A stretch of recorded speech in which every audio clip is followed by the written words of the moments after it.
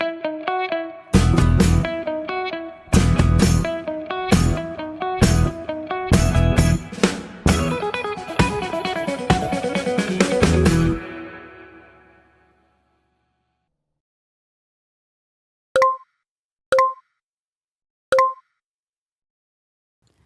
ప్రార్థన అనే కార్యక్రమానికి ప్రియతల్లులందరికీ స్వాగతం.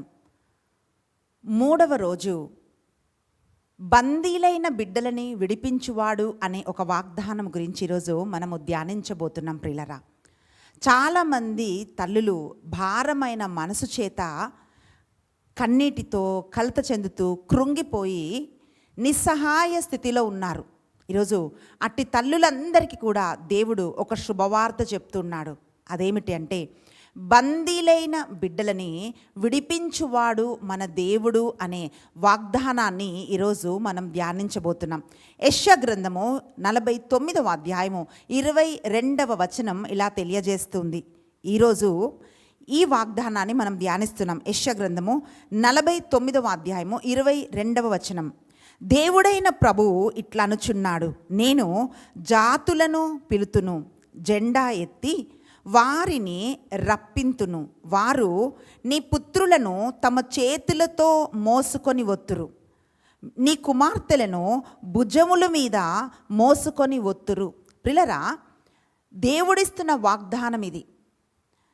ఈ వాగ్దానాన్ని ఈరోజు మనం ధ్యానిస్తున్నాం. తల్లుల భారం ఏమిటి అని అంటే, బిడ్డలు ఎక్కడో ఒక చోట బంధింపబడి ఉన్నారు. అంటే కొన్నిసార్లు బిడ్డలు దూర ప్రాంతంలో నివసిస్తున్నప్పుడు వాళ్ళు ఏ చెడు వ్యసనాలకి వాళ్ళు అలవాటు అవుతున్నారో, ఏం చేస్తున్నారో, ఎలా ఉన్నారో, ఏంటో నా బిడ్డలు అని తల్లి కలత చెందుతూ ఉంటుంది. కొన్నిసార్లు బిడ్డలు దగ్గరే ఉంటారు, ఇంట్లోనే ఉంటారు, పక్కనే ఉంటారు, కానీ రకరకాల విషయాలలో వాళ్ళు బంధింపబడి ఉంటారు. ప్రియులారా, అంటే తప్పుడు స్థలాలలో వాళ్ళు ఉంటారు. అంటే రాంగ్ ప్లేసెస్లో, వెళ్ళకూడని ఒక స్థలంలోకి, అక్కడికి వెళ్ళొద్దమ్మా అని తల్లి చెప్పింది అనుకో, నీకేం తెలుసు మమ్మీ, నీకంత చదువు రాదు, నువ్వంత సోషల్గా ఉండవు, నీకేం తెలీదు, నేను మీకంటే ఎక్కువ చదువుకున్నాను, నేను సంపాదిస్తున్నాను అని రకరకాల కారణాలు బిడ్డలు చెప్తూ ఉంటారు. ప్రియ తల్లి, ఈరోజు నీ బిడ్డలు ఒక తప్పుడు స్థలాలలో ఉంటున్నారేమో, కొన్నిసార్లు తప్పుడు సంబంధాల్లో ఉంటారు, రాంగ్ రిలేషన్షిప్స్. ఈ స్నేహం వద్దు నాన్న, ఈ వ్యక్తి మంచివాడు కాదు, లేక ఈ వ్యక్తి మంచి అమ్మాయి కాదు, వీళ్ళు మంచి స్నేహితులు కాదు అని చెప్పినప్పటికీ కూడా నీకేం తెలుసు, నీకంటే ఎక్కువ నాకు తెలుసు, నేను ఎవరితో ఫ్రెండ్షిప్ చేయాలో అది కూడా నువ్వు చెప్పాలా, నాకు తెలుసు కదా అని చెప్పి చాలాసార్లు బిడ్డలు అంటూ ఉంటారు. ప్రియ తల్లి, నువ్వు ఎప్పుడైతే అటువంటి స్నేహితులతో నీ బిడ్డలు కలుస్తుంటున్నప్పుడు, వాళ్ళతో తిరుగుతుంటున్నప్పుడు, వాళ్ళతో కలిసి స్నేహం చేస్తుంటున్నప్పుడు నువ్వు కలత చెందుతున్నావేమో, భారంతో ఉన్నావేమో, నా బిడ్డలు ఏంటి అని నువ్వు అనుకుంటున్నావేమో.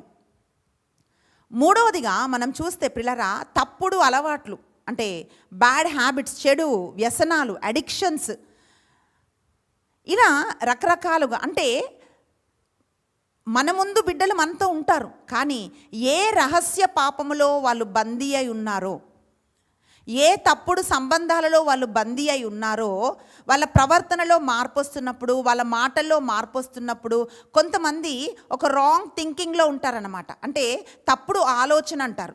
ఏం మమ్మీ, దేవుడు ఎక్కడున్నాడు, ఇదేం పిచ్చి నీకు అంటుంటారు.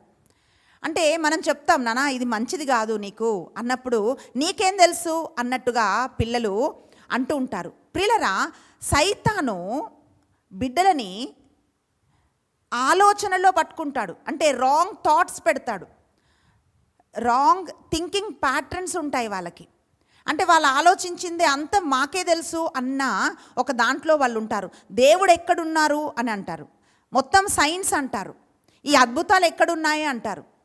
ప్రార్థన చేసుకోమంటే దేవుడు ఉన్నాడా, నీకు కనిపించాడా, నీకు చెప్పాడా, నువ్వు విన్నావా, చూసావా అని రకరకాలుగా బిడ్డలు మాట్లాడుతుంటారు. ఇలా ఏమీ చేయలేక, ఆధ్యాత్మికంగా నీ బిడ్డల్ని నడిపించలేక, లేక మంచి మాటలతో నీ బిడ్డల్ని నడిపించుకోలేక సతమతమైతూ భారముతో ఉన్న ప్రియ తల్లి, ఈరోజు దేవుడు నీకు ఒక శుభవార్త చెప్తూ ఉన్నాడు. అది ఏమిటి అంటే, నీ బిడ్డ ఎక్కడ బంధింపబడి ఉన్నా కొన్నిసార్లు మనకు కనిపిస్తాయి, కొన్నిసార్లు మనకు కనిపించకుండానే లోపల వాళ్ళు బంధింపబడి ఉంటారు. కొన్నిసార్లు తల్లులు చెప్పటం నేను విన్నాను, అసలు నాకు తెలియదక్క, ఇది ఇక్కడి వరకు వచ్చినప్పుడు వరకు నాకు తెలియదు అంటూ ఉంటారు. ఎందుకంటే ప్రిలరా, మనతోనే ఉంటారు కానీ వాళ్ళ హృదయము మనకు దూరంగా ఉంటుంది. మనతోనే ఉంటారు కానీ మన ప్రేమను స్వీకరించలేరు వాళ్ళు. మనం ప్రేమ చూపించినా కూడా అది వాళ్ళకు చిరాకుగా అనిపిస్తుంటుంది. కనుక ఈరోజు ప్రియ తల్లి, నువ్వు ధైర్యం తెచ్చుకోవాలి. నీకు ఒక నిరీక్షణ ఉంది. అది ఏమిటి అంటే, దేవుడు మన బిడ్డల్ని విడిపిస్తాడు. అంటే ఆయన అలాంటి పరిస్థితులు కలగజేస్తాడు, అలాంటి మనుషులను ఆయన లేపుతాడు. చెడు స్నేహితులతో వాళ్ళు తిరుగుతుంటున్నప్పుడు వాళ్ళకి ఎటువంటి ఒక పరిస్థితులు దేవుడు కలగజేస్తాడంటే, ఆ స్నేహితులు ఏంటో, వాళ్ళు మంచి వాళ్ళ చెడ్డ వాళ్ళ వాళ్ళకి అర్థమైపోతుంది. ఆ మనుషులు మంచివాళ్ళు కాదు అని చెప్తున్నప్పుడు నీకేం తెలుసు అనే బిడ్డలకి వాళ్ళకు కనువింపు కలుగుతుంది. వాళ్ళు ఉంటున్న స్నేహితులు ఎటువంటి వాళ్ళో, ఆ మనుషులు ఎటువంటి వాళ్ళో వాళ్ళకి అర్థమైపోతుంది. దేవుడు వారి జీవితంలో ఒక అద్భుతం చేస్తాడు. మొట్టమొదటగా మనం తెలుసుకోవాల్సింది ఏమిటి అని అంటే, నీ బిడ్డలు బంధింపబడి ఉన్నప్పుడు దేవుడు వాళ్ళని చూస్తూ ఉన్నాడు. కొన్నిసార్లు మనం ఏమనుకుంటాం తెలుసా, దేవుడు ఎక్కడున్నాడు, ఏం చేస్తున్నాడు, చూస్తున్నాడా అని మనం అనుకుంటాం. కానీ వాక్యం ఏం పలుకుతుంది అనంటే, విలాప గీతాలు 1వ అధ్యాయము 5వ వచనం ఇట్లా చెప్తుంది, శత్రువులు విజయమును చేపట్టి నగరము మీద అధికారము నెరుపుచున్నారు. ఆ నగరము చేసిన బహు పాపములకు గాను ప్రభువు దానిని శ్రమపాలు చేసెను. విరోధులు దాని బిడ్డలను బంధించి చెరగొని పోయిరి అని మనం చూస్తున్నాం. అంటే విరోధి ఏం చేస్తాడు అంటే, మనము మొదటి రోజు మనం చూసామండి, మన బిడ్డలు విరోధులతో మన పక్షంన వాదిస్తారంట. విరోధుల ముందు మనకు విజయం కలగజేస్తారు అని తల్లి ప్రార్థన మొదటి రోజు మనం ధ్యానించాం ప్రిలరా. కానీ ఇక్కడ మనం ఏం చూస్తున్నామంటే, అదే విరోధులు మన బిడ్డలను బందీలుగా తీసుకొని పోవటం మనం చూస్తున్నాం. విలాప గీతాలు 1వ అధ్యాయము 5వ వచనంలో. అంటే వాళ్ళు చిక్కబడటం అంటున్నాం. చిక్కబడటం అంటే ఏంటి, వాళ్ళు మామూలుగా వెళ్తుంటారు, వాళ్ళు చిక్కుకుంటారని వాళ్ళకే తెలీదు. అలా సైతాను వాళ్ళని ట్రాప్ చేస్తాడనమాట, చిక్కించుకుంటాడు. విరోధులు వాళ్ళని పట్టుకుంటారు. కానీ దేవుని వాక్యం ఏం పలుకుతుందంటే ప్రిలరా, దేవుడు వారిని విడిపిస్తాడు. మత్తయి సువార్త 4వ అధ్యాయము, లూకా సువార్త 4వ అధ్యాయంలో మనం ఏం చూస్తున్నామంటే, యేసు ప్రభు దగ్గరకు వచ్చి అపవాది వచ్చి, ఇదిగో ఈ రాళ్ళని రొట్టెలుగా చేసుకొని తిను అని చెప్పి ప్రభువుని శోధిస్తున్నప్పుడు ప్రభువు పలికిన మాట ఏంటో తెలుసా, ఇదిగో ఇది రాయబడి ఉన్నది. మనిషి రొట్టె వలన మాత్రం కాదు కానీ దేవుడి నోటి నుండి వస్తున్న ప్రతి మాట వలన జీవిస్తాడు అని రాయబడి ఉన్నది కదా, ఇట్ ఈస్ రిటన్, అది రాయబడి ఉన్నది కదా అని ప్రభువు దేవుని వాక్యముతో సాతానుతో యుద్ధం చేశాడు. ప్రియబిడ్డ, ఈరోజు నీ బిడ్డలు బంధింపబడి ఉంటే నువ్వేం చెప్పాలంటే అపవాదితో, అపవాది నువ్వేమి చేయలేవు, రాయబడి ఉన్నది. అదేమిటి అంటే, నీ బిడ్డలను నేను బందీలుగా ఉన్నవారిని విడిపిస్తానని యెషయా గ్రంథము 49వ అధ్యాయం 22వ వచనంలో నా ప్రభువు వాగ్దానం ఇచ్చాడు. కాబట్టి ఆ వాగ్దానాన్ని నేను నమ్ముతున్నా. నా బిడ్డలు విడిపించబడతారు. ఎక్కడ వాళ్ళు చిక్కుకున్నారో ఆ చిక్కులోంచి వాళ్ళు బయటికి వస్తారు అని చెప్పి ప్రిలరా, అపవాదికి విరోధంగా తల్లి ఒక యోధురాల్లాగా నిలబడాలి. నిన్ను దాటి, నీ ప్రార్థన దాటి అపవాదిని బిడ్డలని పట్టుకోలేడు ప్రియ తల్లి. నువ్వు చేస్తున్న ప్రార్థన ఒక డాలులాగా నీ బిడ్డను కాపాడుతుంది. మొదటిగా ఏం గుర్తించాలంటే ప్రతి తల్లి, నీ బిడ్డలు ఎక్కడ బంధింపబడున్నాడో, నీ కూతురు ఎక్కడ బంధింపబడి ఉందో దేవుడు వారిని చూస్తూ ఉన్నాడు. ఇదే మొదటి సత్యం ప్రియులారా. ఇది మనం తెలుసుకున్నప్పుడు, అంటే దేవుడు నన్ను చూడట్లేదా, దేవుడు నన్ను మర్చిపోయాడా అని మనం అనుకుంటాం. దేవుడు నిన్ను మర్చిపోలేదమ్మా. దేవుడు ఏమంటున్నాడంటే ఆయన వాగ్దానం ఇస్తున్నాడు. కానీ వాగ్దానం ఎత్తిపట్టి ప్రార్థన చేయాలని మనకు తెలియదు. ఈ వచనం ఎత్తిపట్టి ప్రార్థన చేయాలి. ఏ వ్యసనాల్లో ఉన్నా, ఏ బంధకాల్లో ఉన్నా, ఏ చెడు స్నేహంలో ఉన్నా, వాళ్ళ భవిష్యత్తును పాడు చేసే ప్రేమ దోమ అనుకుంటూ ఎక్కడెక్కడ నీ బిడ్డలు పట్టబడి ఉన్నా సరే, నువ్వు ప్రార్థిస్తున్నప్పుడు బంధకాలన్నిట్లోంచి నీ బిడ్డలు విడుదల పొందుకుంటారు. రెండవదిగా మనము ఏం చూస్తున్నామంటే, తల్లి కన్నీరు చాలా శక్తివంతమైనది ప్రియ తల్లి.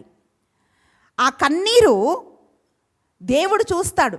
అంటే ఇర్మియా గ్రంథము 31వ అధ్యాయము 15, 16, 17 ఈ వచనాలు మనం చదివితే అక్కడ ఒక చక్కటి వాగ్దానం రాయబడి ఉన్నది. వాక్యం ఏమంటుందంటే, ప్రభువు ఇట్లనుచున్నాడు, రామా నుండి అంగలార్పులు వినబడుచున్నవి, దారుణమైన శోకాలాపములు చెవినబడుచున్నవి, రాహేలు తన బిడ్డల కొరకై విలపించుచున్నది, ఓదార్పు పొందజాలకున్నది. చూడండి, విలపించు అనే ఒక మాట ఏడుపు కంటే కూడా, దుఃఖము కంటే కూడా ఎక్కువండి. విలాపం అంటే ఏంటో తెలుసా?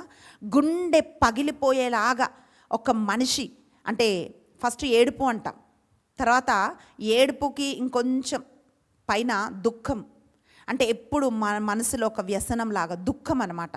దుఃఖానికి పైగా ఒక మాట ఏంటంటే ప్రిలరా, విలాపము అంటాము. విలాపం అంటే ఇంకా దాన్ని మనము చూడలేము. ఆ ఏడుపు వింటే విన్న వాళ్ళ గుండె పగిలిపోతుంది అనమాట. దేవుడు ఏమంటున్నాడంటే, ప్రియ బిడ్డ, ప్రియ తల్లి, నీ బిడ్డ కోసం గుండె పగిలేలాగా నువ్వు ఏడుస్తున్నావు కదా, నువ్వు విలపిస్తున్నావు కదా, this is the correct word అండి. నువ్వు విలపిస్తున్నావు కదా, నువ్వు శోకిస్తున్నావు కదా, ఓదార్పు పొందజాలకున్నావు. ఇప్పుడు కొంతమంది వచ్చి చెప్తారు, ఏం కాదమ్మా, నీ బిడ్డలు బాగుపడతారులే, ఏం కాదులే, వాళ్ళే మారుతారు, ఇప్పుడు ఏదో వయసులో ఉన్నారు అట్లా చేస్తారు అని అంటున్నప్పుడు మనకి ఓదార్పు కలగదు, భయపడుతుంటాం. ఏమవుతుందో, వాళ్ళ భవిష్యత్తు ఏమవుతుందో అని మనం కలత చెందుతుంటాం. అయితే ప్రియబిడ్డ, ఇది ఒక మనిషి ఓదార్పు కాదు, ఇది ఒక మనిషి ఏదో నోటితో చెప్తున్న మాట కాదు. ఈ మాట దేవుడు చెప్తున్న మాట. ప్రియ సహోదరి, ప్రియ తల్లి, దేవుడేమంటున్నాడంటే, రాహేలు తన బిడ్డల కొరకై విలపించుచున్నది, ఓదార్పు పొందజాలకున్నది, ప్రభువు ఇట్లనుచున్నాడు. ఇది నరుడి మాట కాదు, ఇది మనిషి మాట కాదు, ఎవరో వచ్చి నీకు చెప్పటం లేదు.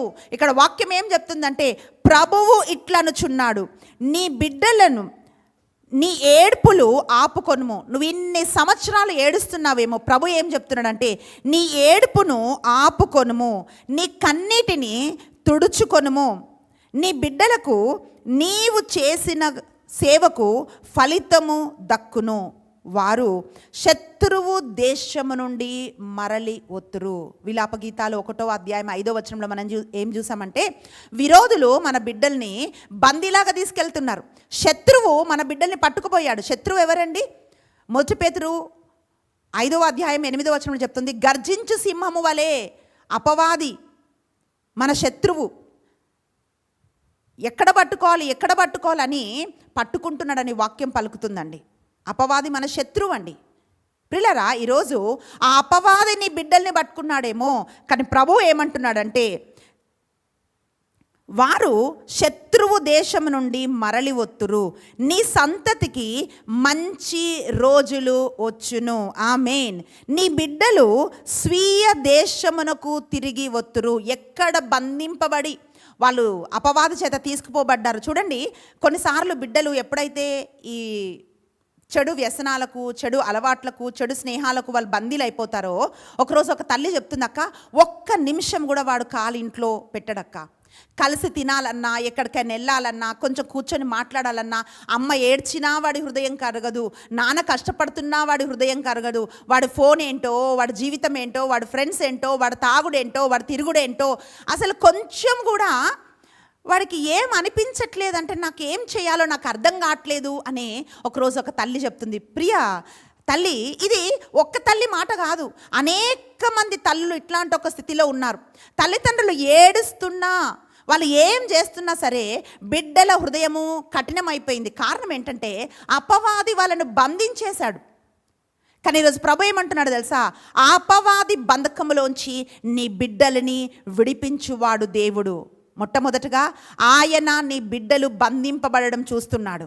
రెండవదిగా, ప్రియ తల్లి, నువ్వు ప్రార్థించే తల్లి అయితే, నువ్వు ప్రార్థిస్తుంటున్నప్పుడు ఆయన నీ కన్నీరు తుడుస్తున్నాడు, నీ తల్లి కన్నీరు చాలా శక్తివంతమైనదండి. ఎందుకంటే పిల్లరా, మనం ప్రార్థన చేస్తున్నప్పుడు ప్రార్థన ఎప్పుడు శక్తివంతమవుతుందో తెలుసా? ఒక వ్యక్తి ప్రేమతో ప్రార్థన చేస్తుంటున్నప్పుడు, తల్లి ప్రేమ కంటే మించిన ప్రేమ లేదండి. అందుకే జకర్యా గ్రంథంలో వాక్యం ఏమంటుందో తెలుసా? నీ పైన నేను కరుణనొందించు ఆత్మను, విజ్ఞాపన ఆత్మను ఉంచుతాను అంటున్నాడు దేవుడు. అంటే విజ్ఞాపన చేయాలంటే ఆ వ్యక్తికి ముందు ఏముండాలో తెలుసా అండి? ప్రేమ ఉండాలి. ప్రేమ లేని వాళ్ళు విజ్ఞాపన చేయలేరు. ఎందుకంటే వాళ్ళు సెల్ఫిష్గా ఉంటారు, స్వార్థంగా ఉంటారు, నేను నేను నేను అనుకుంటుంటారు. కానీ ఎవరి హృదయంలో అయితే ప్రేమ ఉంటుందో, ప్రేమ ద్వారా వాళ్ళు ప్రార్థన చేసినప్పుడు ఆ ప్రార్థన శక్తివంతంగా మారుతుంది. ప్రియులరా, మన బిడ్డలు ఎక్కడైనా బంధింపబడి ఉంటే, అది చెడు అలవాట్లు కానీ, చెడు సంబంధాలు కానీ, ఏదైనా వాళ్ళు చేస్తుంటున్నప్పుడు తల్లి వెళ్ళి ఎవరికి చెప్పుకోలేదు. ఎందుకంటే బిడ్డల పరువే తల్లి తీయలేదు కాబట్టి మౌనంగా ఏడుస్తుంది, మౌనంగా ప్రార్థన చేస్తుంది, ఎవరికి చెప్పుకోలేక. ఎవరికి చెప్పుకోవాలో అర్థం కాదు. కొన్నిసార్లు భర్తలకు కూడా చెప్పని కొన్ని విషయాలు ఉంటాయి. తల్లి భయపడుతుంటుంది, ఒకవేళ నా భర్తకు తెలిస్తే ఎలా, పక్క వాళ్ళకి తెలిస్తే ఎలా, నా తోబుట్టులకు తెలిస్తే ఎలా అని చెప్పి ఎవరికి చెప్పుకోలేక ఒంటరిగా అర్ధరాత్రులు కన్నీరు గారుస్తున్న తల్లులు లేకపోలేదండి. ప్రియ తల్లి, ఈరోజు దేవుడు ఏం చెప్తున్నాడంటే, నీ ప్రతి కన్నీరు ఒక సాక్ష్యంగా దేవుడు మారుస్తాడు. ఆయన నీ బిడ్డలని పునరుద్ధరిస్తాడు. ఆయన ఉద్ధరించువాడు. మనం అంటాం కదా, నువ్వెవరు ఉద్ధరించాలని, నువ్వెవరిని ఉద్ధరిస్తావురా అని అంటుంటాం మనం. ప్రియులరా, కానీ ఈరోజు దేవుడు ఏమంటున్నాడో తెలుసా? నీ బిడ్డలని ఉద్ధరించువాడు నీ దేవుడు. ఆయనే వారిని పునరుద్ధరిస్తాను అని చెప్పి వాగ్దానం ఇస్తూ ఉన్నాడు. బైబిల్లో మనం చూస్తున్నామండి. మూడవదిగా ప్రియులరా, వాక్యంలో మనం చూసాము.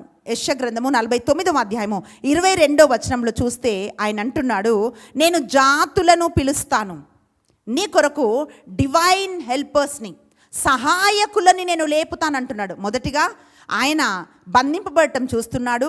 రెండోదిగా తల్లి కన్నీరు చూస్తున్నాడు.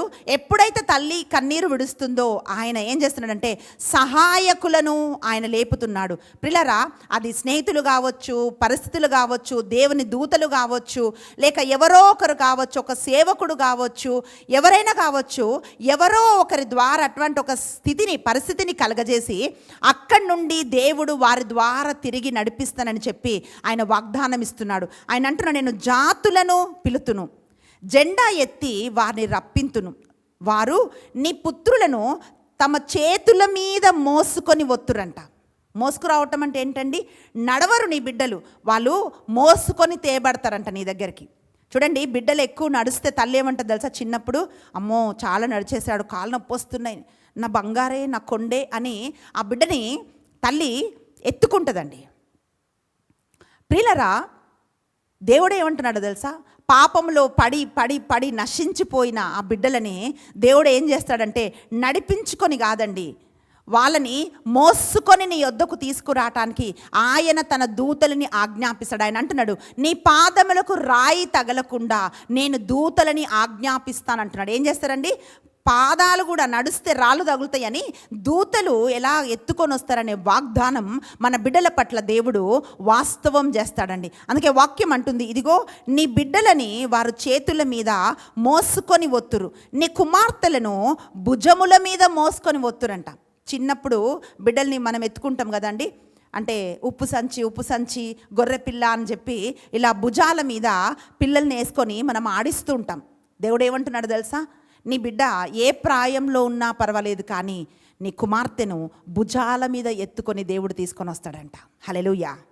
ప్రియులారా, 2వ రాజుల గ్రంథము 4వ అధ్యాయము 36, 37 వచనాలు మనము చూసినప్పుడు అక్కడ షూనేము గనురాలు అని ఒక స్త్రీని మనం చూస్తున్నామండి. ఈమె చాలా ధనవంతురాలు. ప్రవక్త దీవెన వల్ల ఆమెకి ఒక కొడుకు పుట్టాడు, కుమారుడిని దేవుడు అనుగ్రహించాడు. అయితే ఆ కుమారుడు పెరిగి పెద్దవాడైనప్పుడు తండ్రి పొలంలో ఉంటే తండ్రి దగ్గరికి వెళ్ళి తలనొప్పి అని చెప్పి తండ్రి ఆ బిడ్డను ఇంటికి పంపించేస్తాడు. ఇంటికి పంపించేసినప్పుడు తల్లి ఒడిలో తన తల పెట్టి అలాగే నిద్రిస్తూ ఆ కుమారుడు చనిపోతాడు. వాక్యం ఏమంటుందో తెలుసా అండి? ఎప్పుడైతే ఆ కుమారుడు చనిపోయాడో ఆ తల్లి అయ్యో నా కొడుకు చనిపోయాడని భర్తకు చెప్పి, పని వాళ్ళకు చెప్పి, వాళ్ళకు చెప్పి, వీళ్ళకి చెప్పి ఆమె ఏమీ హడావుడి చేయట్లేదు. ఈ షూనేము గనురాలు ఏం చేస్తుందంటే ఈ ప్రవక్త కొరకు మేడ పై గదిలో ఒక చక్కటి గదిని ఆయన కోసము తయారు చేయించిందండి. ఆ గదిలో ఆ పడక పైన తన బిడ్డను పడుకోబెట్టి పనివాడిని తన భర్త దగ్గరికి పంపించి ఏమంటుందంటే, అయ్యా నా భర్తకు చెప్పు ఒక గాడిదను సిద్ధం చేయమని చెప్పు, నేను ప్రవక్తను కలవడానికి వెళ్తున్నా అన్నప్పుడు అతను తన భర్త ఏమంటున్నాడంటే ఆమెతో, అమ్మా ఈరోజు అమావాస్య దినం కాదే, ఈరోజు ఆదివారం కాదే, మరి ఈరోజు ఎందుకు నీవు ఆ ప్రవక్తను కలవడానికి వెళ్ళాలి అని అన్నప్పుడు ఆమె ఏమంటుందంటే 2వ రాజుల గ్రంథము 4వ అధ్యాయము 23వ వచనంలో మనం చూసినప్పుడు పిల్లరా అక్కడ వాక్యం ఏం పలుకుతుందంటే ఆమె అంటుంది, ప్రవక్తను కలవడానికి వెళ్ళటము మంచిది అని ఆమె అంటుంది. గమనించాలండి, ఆమె ఏమంటుందంటే ప్రవక్తను కలవడానికి వెళ్ళటము మంచిది అని ఆమె అంటుంది. పనివాడికి ఏం మాట చెప్తుందంటే, అయ్యా ఈ గాడిదకు నువ్వు గంత కట్టాలి, త్వరగా నువ్వు తీసుకుపోవాలి, నేను ఆపమని చెప్పినంత వరకు నువ్వు ఎక్కడ ఆపకూడదని చెప్పి ఆమె ప్రయాణమయ్యి ఎలీషా ప్రవక్త దగ్గరికి వెళ్ళింది.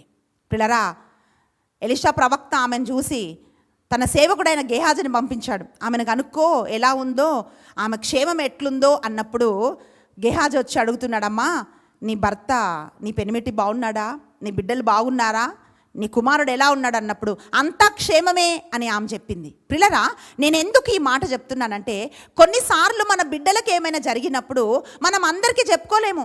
ఈమె నా కుమారుడు చనిపోయాడు అని చెప్పి ఆ గేహాజీకి కూడా ఆమె చెప్పట్లేదండి, భర్తకు కూడా ఆమె చెప్పలేదండి, ఎవరికి ఆమె చెప్పట్లేదండి. కరెక్ట్గా ఎక్కడికి వెళ్తుందంటే ప్రవక్త దగ్గరికి ఆమె వెళ్తుంది. పిల్లరా అప్పుడు ఎలీషా ఆమె దగ్గరకు వచ్చి ఏమన్నాడంటే, ఆయన పాదాల పడినప్పుడు గేహాజీ వచ్చి ఆమెను తొలగిస్తున్నప్పుడు ఆయన ఏమన్నాడు తెలుసా, ఆమె మిక్కిలి బాధతో వ్యాకులంతో ఉన్నది కనుక ఆమె నువ్వు ముట్టకు, దేవుడు నాకు ఇది బయలుపరచలేదు ఏమ్మా అన్నప్పుడు అప్పుడు ఆమె చెప్తుంది, అయ్యా నేను కుమారుడిని అడిగానా, నువ్వు ఇచ్చావు కదా, మరి ఇప్పుడు ఆ కుమారుడు చనిపోయాడయ్యా అని అంటున్నప్పుడు ఇదిగో నా సేవకుడిని పంపిస్తా అంటే నీ సేవకుడు కాదు నీవే నాతో రావాలి అని చెప్పి ఆమె పట్టుబట్టినప్పుడు ప్రిలరా వాక్యం ఏం పలుకుతుందంటే ఎలీషా ప్రవక్త ఆమెతో వెళ్ళి ఆ బిడ్డను ముట్టి స్వస్థపరిచినట్లుగా మనం చూస్తున్నాం. అంటే ఒక డివైన్ హెల్పర్ని, ఒక సహాయం చేసే ఒక వ్యక్తిని ఆమె కోసం దేవుడు ఏర్పాటు చేశాడు. ప్రియ తల్లి ఆమె అందరితో చెప్పి ఇలా అయిపోయింది అని ఆమె చెప్పుకోలేదు. ఈరోజు నీవు కూడా అటువంటి ఒక స్థితిలో ఉన్నావేమో. బహుశా నీ కూతురు ఎవరినో ప్రేమిస్తుంది, అతను సరి అయిన వాడు కాదు, నేనేం చెయ్యాలి అనుకుంటున్నావేమో.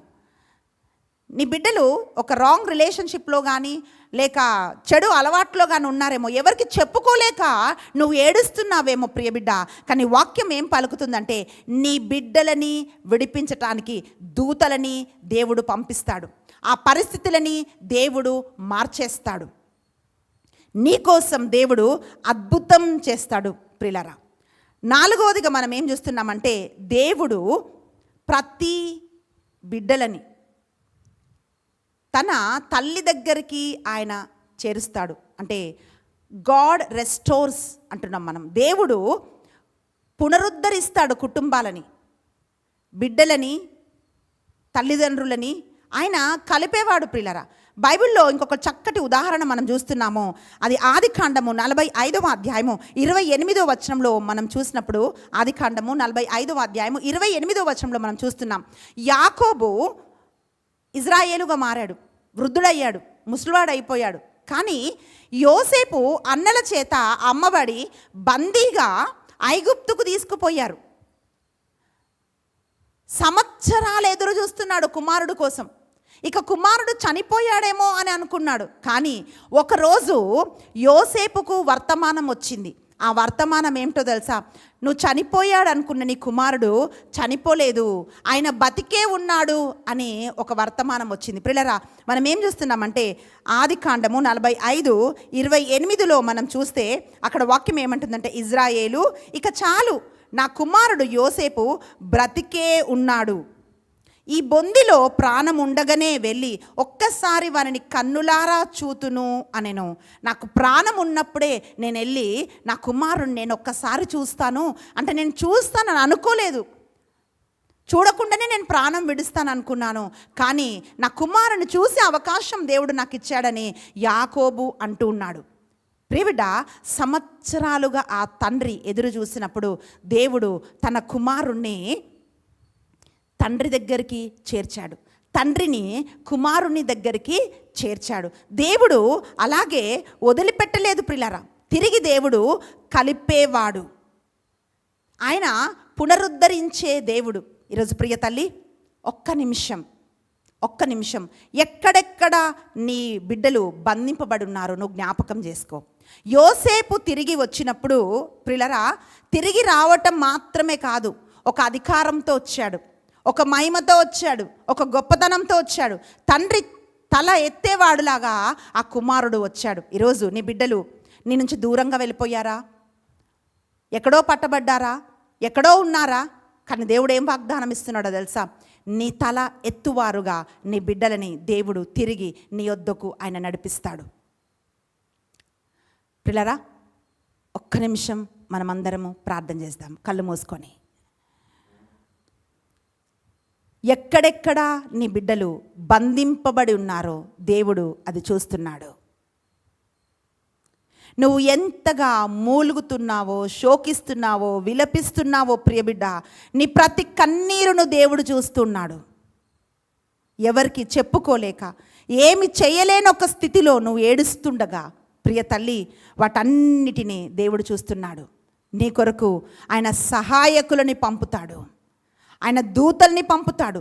ప్రతి పరిస్థితిని ఆయన మార్చివేస్తాడు. వారికి కనువింపును కలగజేస్తాడు. ఎక్కడెక్కడ వాళ్ళు పట్టబడి ఉన్నారో తిరిగి వాళ్ళని ఉద్ధరించి తిరిగి దేవుడు వారిని నీ యొద్దకు నడిపిస్తాడు. యెషయా గ్రంథము 49వ అధ్యాయము 22వ వచనంలో ఆయన అంటున్నాడు, ఇదిగో నీ పుత్రులని మోయువారుని నేను పంపుతానంటున్నాడు. నీ పుత్రికలు భుజముల పైన మోసుకొని వచ్చేవారిని నేను పంపెదను అని ఆయన వాగ్దానం ఇస్తున్నాడు. ప్రియబిడ్డ, ఆయన మాట తప్పే దేవుడు కాదు. ఆకాశభూమి గతించిన ఆయన మాట ఎన్నడూ కూడా తప్పిపోదు.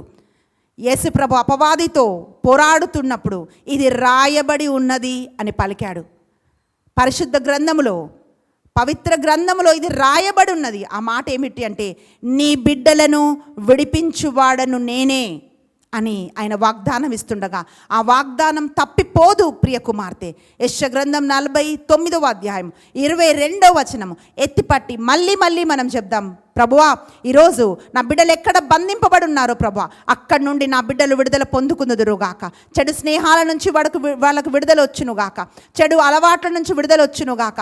తప్పుడు స్థలాలలో పట్టబడి ఉంటే వారికి విడుదల వచ్చునుగాక. అయ్యా, తప్పుడు ఆలోచనలో బిడ్డలు పట్టబడి ఉంటే, తప్పుడు ప్రవర్తనలో బిడ్డలు పట్టబడి ఉంటే ప్రభా, నిశ్చయముగా వారికి విడుదల వచ్చునుగాక. అయ్యా, నా కుమారులు మోసుకొని రాబడుదురుగాక, నా కుమార్తెలు భుజముల పైన ఎత్తుకొని రాబడుదురుగాక, నీ దూతలు విడుదల చేయబడునుగాక, పరిస్థితులు మార్చబడునుగాక, అద్భుతము జరుగునుగాక. నేను విశ్వసిస్తున్నాను ప్రభువా. హల్లెలూయా, హల్లెలూయా, హల్లెలూయా. చేతులెత్తి మీ బిడ్డల్ని సమర్పించి ఈ వాగ్దానం ఎత్తిపట్టి విశ్వసించి మీరు ప్రార్థన చేయండి. హల్లెలూయా, హల్లెలూయా, హల్లెలూయా. స్తోత్రము నాయన. బంధింపబడిన నీ బిడ్డల్ని విడిపిస్తానని వాగ్దానం ఇచ్చావు. రాహేలు, ఇక నువ్వు కన్నీరు తుడుచుకొనుము, నువ్వు ఓదార్పు పొందుకొనుము అంటున్నావు ప్రభువా. నీ సేవా ఫలము నీ బిడ్డలు తింటారన్నావు ప్రభువా. అయ్యా, వాళ్ళు నీ సొంత దేశానికి మరలి వత్తురు అన్నావు ప్రభువా. ఈ వాగ్దానాలన్నిటినీ ప్రభువా అయ్యా మేము ఎత్తిపట్టి ప్రార్థిస్తున్నాం నాయన.